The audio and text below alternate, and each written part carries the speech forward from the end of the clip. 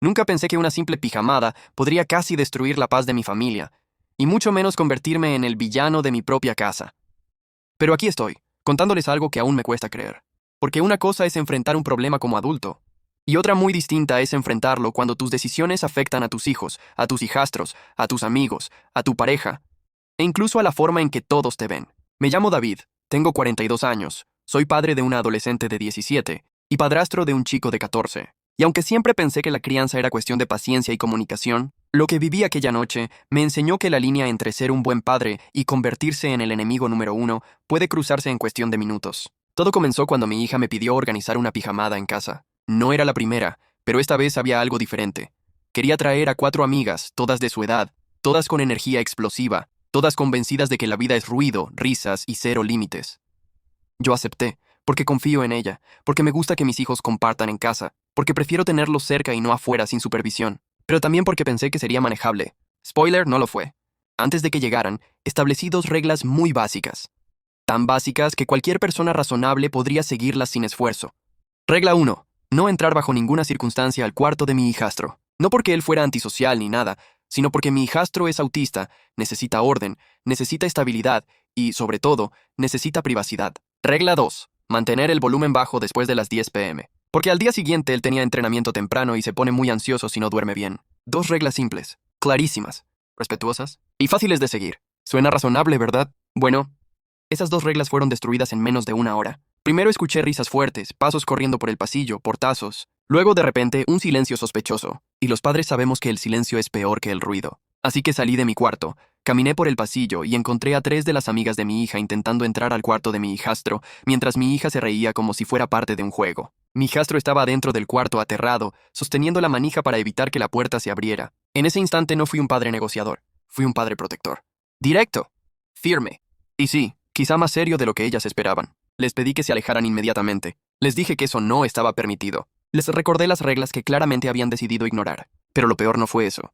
Lo peor fue que una de las amigas con tono burlón me dijo: «Ay, señor, relájese, solo queremos conocerlo. Él es raro». Esa frase me hizo un nudo en la garganta. Raro. Así etiquetaban a un niño que solo quería estar tranquilo. Raro. A un chico que ha tenido que aprender a manejar su ansiedad cada día. Raro. A alguien que jamás les hizo nada, solo pidió respeto. Ahí supe que esto no sería una pijamada normal. Porque a partir de ese momento, la situación se salió de control, y lo que pasó después me convirtió, según ellas, en el padre exagerado, el controlador, el aguafiestas, el que arruinó la noche.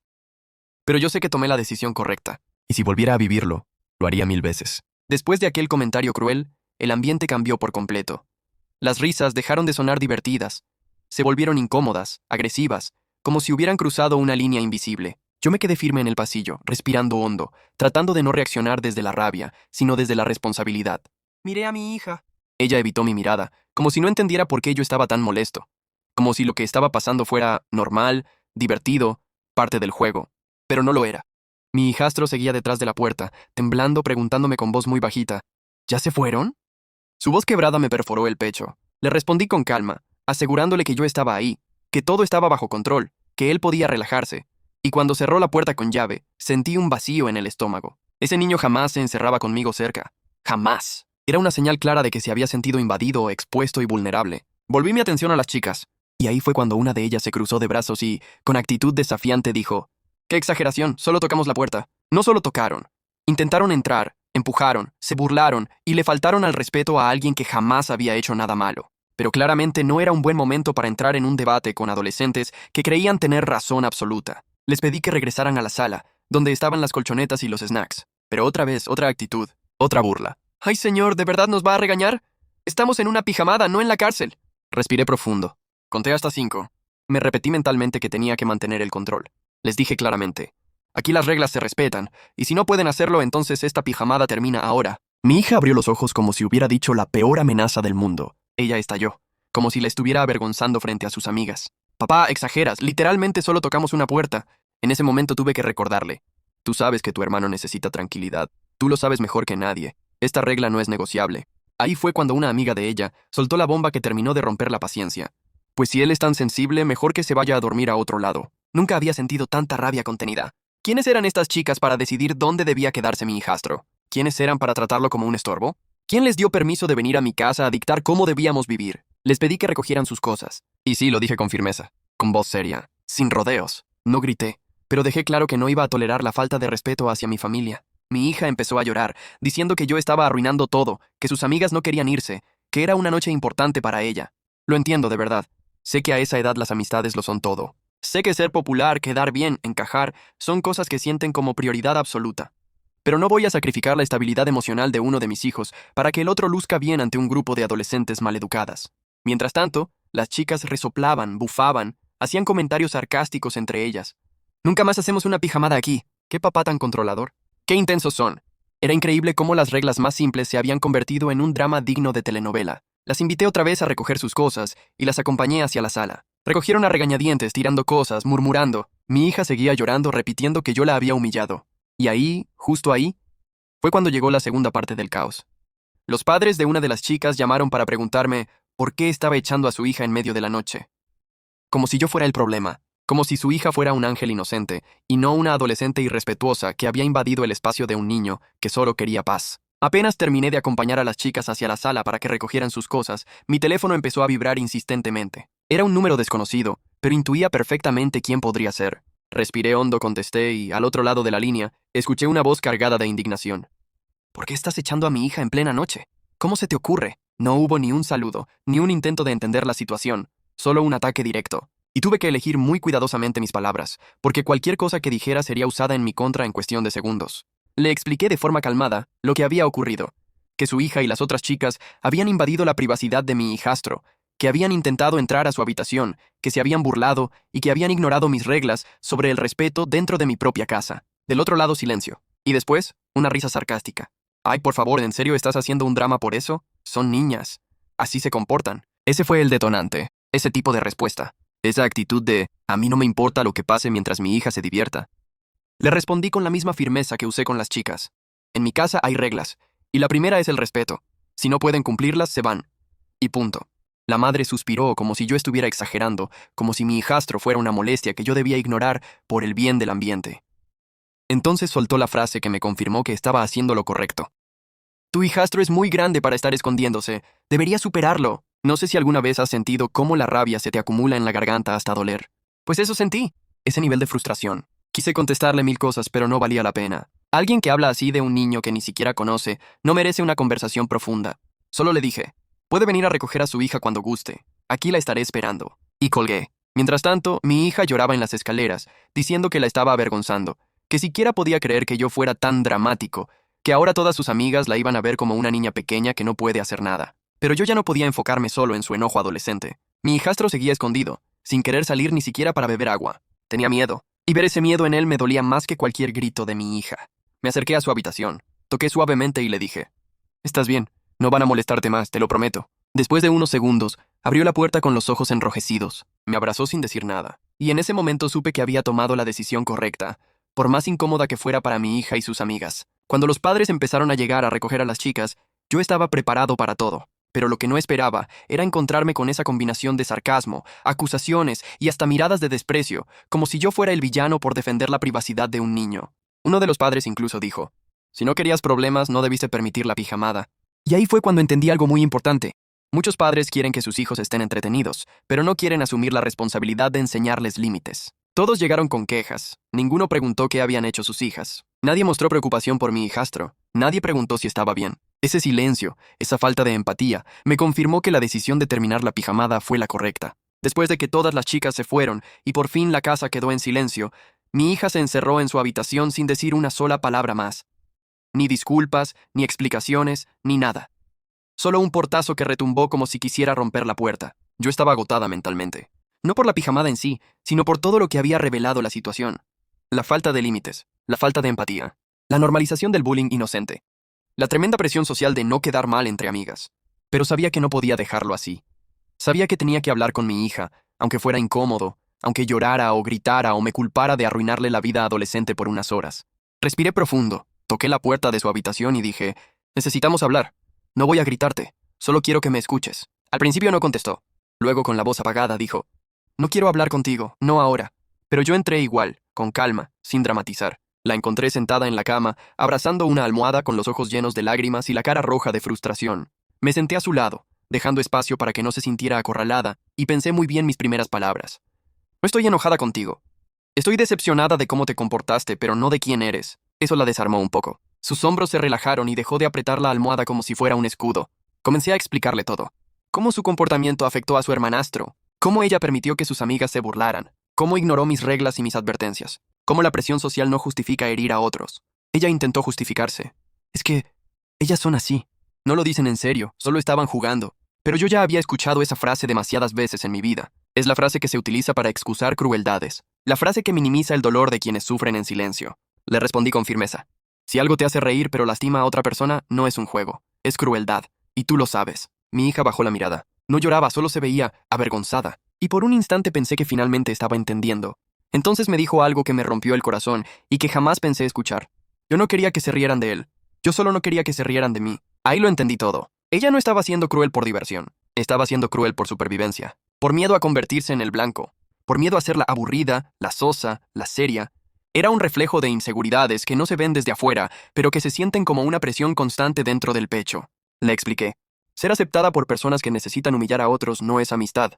La verdadera amistad jamás te obliga a traicionar tus valores. Y ahí sí empezó a llorar. Un llanto silencioso, cargado de vergüenza, arrepentimiento y miedo a ser excluida. La abracé y ella no se apartó. Hacía meses que no la sentía así de vulnerable, tan honesta, tan abierta.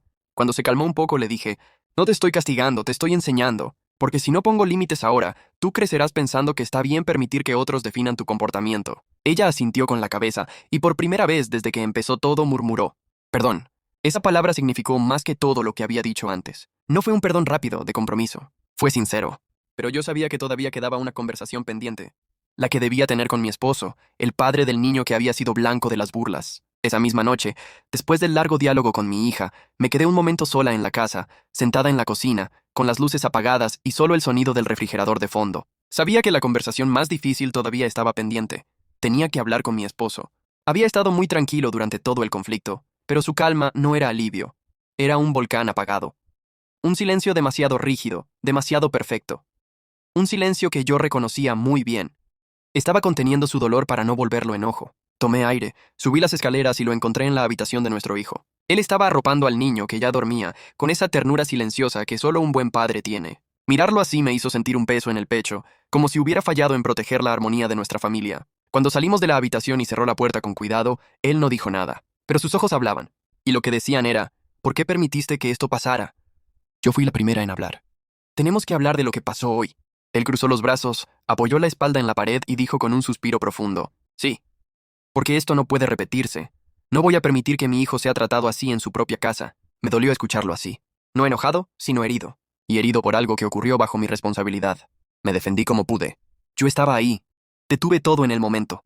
No permití que siguiera. Incluso hablé con mi hija y se disculpó. Él me miró fijo, sin suavizar la mirada, y dijo, ¿y tú realmente crees que eso es suficiente? Ese golpe directo al orgullo me dejó sin palabras por unos segundos. Era duro admitirlo, pero tenía razón. Una disculpa no corregía lo ocurrido. Una charla no borraba el daño emocional que su hijo había vivido esa tarde. Pero también sabía que mi hija no era una villana. Era una adolescente atrapada en la presión de encajar, rodeada de amigas que normalizaban actitudes tóxicas. Le expliqué. Ella no actuó desde la maldad, actuó desde el miedo. Miedo a quedarse fuera de su grupo de amigas. Miedo a que se burlaran de ella. Mi esposo se pasó las manos por la cara, como si intentara contener un enojo que no quería explotar. Lo entiendo, pero él no tiene la culpa de sus inseguridades. No quiero que mi hijo crezca pensando que en esta casa también tiene que defenderse todo el tiempo. Sus palabras me atravesaron, porque él sabía perfectamente que su hijo ya había vivido demasiado bullying afuera, y que su hogar debería ser un refugio, no un lugar donde sentirse vulnerable. Me acerqué a él despacio y le dije, tienes razón. Prometo que hablaré también con sus amigas y con los padres si es necesario. Pero esto no es solo culpa de nuestra hija, es culpa de una cultura que aplaude la burla como humor. Y yo también lo pasé por alto muchas veces. El silencio que vino después no fue hostil, fue reflexivo. Finalmente él murmuró, solo quiero que mi hijo esté seguro, y que tú y yo estemos en la misma página. Ese momento fue un punto de quiebre. No peleamos, no gritamos, no nos culpamos mutuamente, nos escuchamos, y eso salvó la conversación de convertirse en guerra. Lo abracé y él respondió al abrazo después de unos segundos, como si necesitara asegurarse de que realmente lo entendía. Y de verdad lo entendía. Pero aún faltaba un paso importante. Definir qué límites pondríamos de ahora en adelante para evitar que esta situación se repita. Me quedé allí, sentada en mi cama, tratando de procesar todo lo que acababa de descubrir. Sentía una mezcla de rabia, tristeza y una profunda incredulidad. ¿Cómo era posible que algo tan simple como tener privacidad o poder entrar a mi propia casa sin sentirme vigilada se hubiera convertido en una batalla? ¿En qué momento la línea entre familia y control se había desvanecido tanto? Esa noche casi no dormí. Mi mente no dejaba de imaginar escenarios. ¿Qué más habrá visto mi suegro en esa cámara? ¿Cuánto tiempo llevaba revisando mis movimientos? ¿Se lo habrá enviado a mi pareja alguna vez? ¿Sabrán cosas que yo ni siquiera sé que han visto? Era una sensación de violación emocional y mental. Mi hogar, el lugar donde se supone que una debe sentirse segura, ya no lo era. A la mañana siguiente, cuando mi pareja se levantó, me miró como si él fuera la víctima. Me dijo, creo que exageraste con lo que le dijiste a mi papá. Él solo trata de ayudar. Sentí un nudo en la garganta. ¿Ayudar? Le respondí muy tranquila. ¿Ayudar a qué? ¿A controlar cada movimiento que hacemos? ¿A invadir nuestra privacidad? Eso no es ayuda.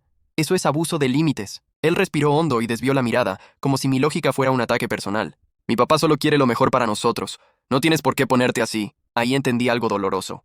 Él no veía el problema porque nunca había tenido que poner un límite a su familia. Había sido criado para obedecer, no para cuestionar. Y ahora esperaba lo mismo de mí. Pero ese día decidí que ya no iba a seguir fingiendo que no pasaba nada. Llamé al suegro por teléfono. Quería terminar ese asunto cara a cara, sin intermediarios ni dramatismos. Me contestó inmediatamente, como si estuviera esperando mi llamada. Buenos días, le dije. Necesitamos aclarar lo del acceso remoto de la cámara. Yo no hice nada malo, me interrumpió. Solo quiero asegurarme de que la casa esté bien. Es por tu seguridad. Ahí fue cuando sentí que la indignación me subía por la espalda. Con respeto, le respondí. Seguridad no significa invadir. Querer ayudar no justifica cruzar límites. Tener una cámara para vigilarme sin mi consentimiento no es cuidado, es control. Hubo un silencio largo. Y finalmente dijo algo que confirmó mis sospechas. Bueno, si no estás haciendo nada malo, no deberías preocuparte. Esa frase me terminó de encender por dentro. Era el típico argumento manipulador. Convertir la víctima en la culpable. Respiré profundo. Voy a cambiar la contraseña de la cámara.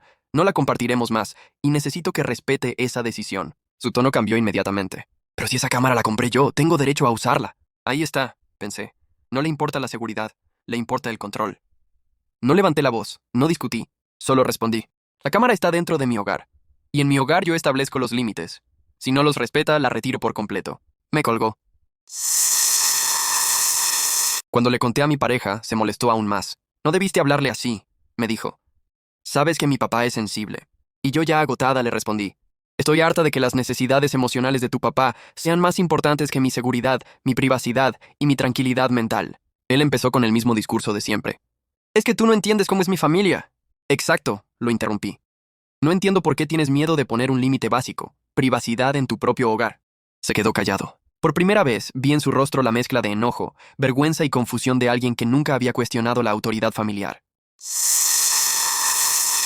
Ese fue el punto de quiebre. Durante los siguientes días, mi pareja empezó a comportarse de forma extraña, distante, frío, impaciente. Yo trataba de buscar diálogo, pero cada intento terminaba igual. Deja de hacer problemas donde no los hay. Hasta que una tarde llegó a casa y me dijo, creo que necesitamos espacio. Mi papá tiene razón, tú siempre te pones a la defensiva. Era surrealista. Yo defendía mi derecho a privacidad, y ahora resultaba que yo era la exagerada. Lo miré con calma y respondí. Si para ti es normal que tu padre revise mis movimientos por una cámara, no necesitamos espacio, necesitamos reevaluar nuestra relación. No discutió. Solo se fue. Y así me quedé sola en nuestra propia casa, con la cámara ya desconectada y el silencio ocupando todos los rincones.